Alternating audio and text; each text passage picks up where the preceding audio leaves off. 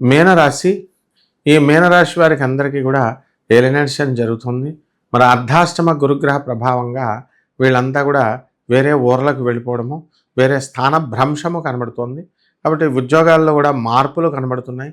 ఇప్పుడు ప్రస్తుతం చేసేటటువంటి ఉద్యోగాలు మానేసి మరి కొత్త వాటిల్లోకి మీరు ఉద్యోగాలకు చేరడానికి ప్రయత్నాలు చేస్తూ ఉంటారు. అలాగే కొంతమంది మీనరాశి వాళ్ళందరూ కూడా విదేశాల ప్రయాణాల కోసం ప్రయత్నిస్తూ ఉంటారు. విదేశాల్లో సెటిల్ అవ్వాలని ప్రయత్నిస్తూ ఉంటారు. ఇటువంటి వాళ్ళందరి యొక్క కోరిక కూడా నెరవేరడానికి అవకాశాలు ఉంటాయి. పిల్లలు లేనటువంటి వాళ్ళకి పిల్లలు పుట్టడము, అలాగే వివాహాలు కానటువంటి వాళ్ళకి అందరికీ కూడా వివాహాలు కుదిరి ఉండడము, ఇలాంటివన్నీ కూడా జరుగుతాయి.